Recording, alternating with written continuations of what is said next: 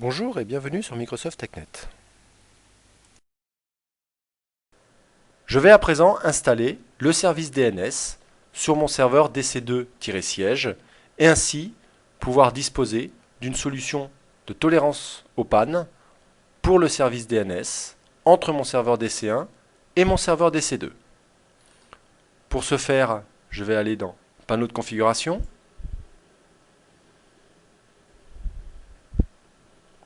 Ajout et suppression de programme, Ajouter ou supprimer des composants Windows,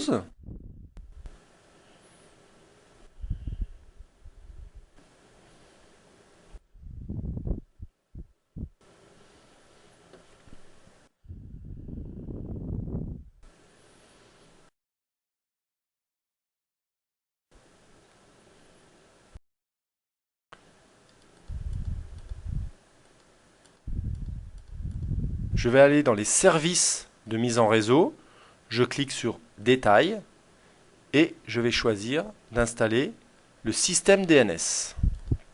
Je clique sur OK et je clique sur Suivant.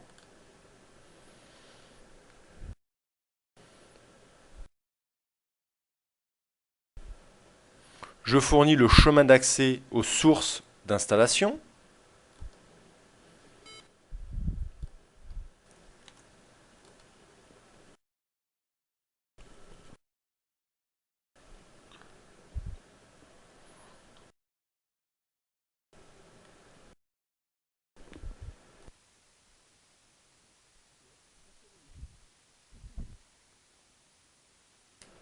Voilà, l'installation du service DNS est à présent terminée sur mon contrôleur de domaine DC2.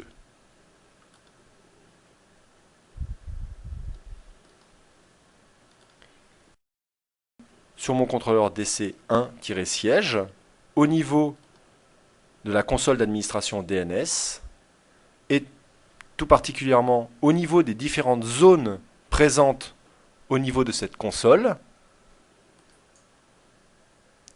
je vois dans les propriétés que la zone en question, par exemple cet excellent.ad, est intégrée à Active Directory et que par défaut, le champ de réplication correspond à l'ensemble des serveurs DNS du domaine Active Directory cet excellent.ad. Ce paramétrage a pour conséquence que l'ensemble des informations présentes au niveau du serveur DNS DC1-siège vont automatiquement être répliquées vers le serveur DC2-siège sans que je n'ai besoin de configurer quoi que ce soit.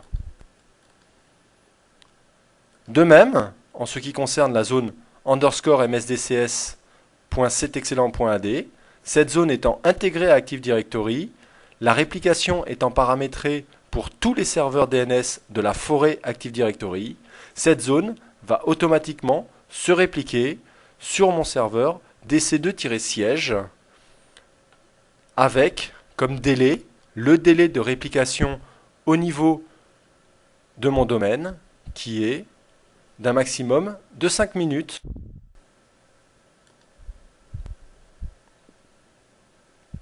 Donc je retourne sur ma console DC2-siège et en lançant dans les outils d'administration la console d'administration DNS pour mon serveur DC2-siège, je vais voir apparaître au bout d'un moment les informations correspondantes aux différentes zones DNS intégrées à Active Directory.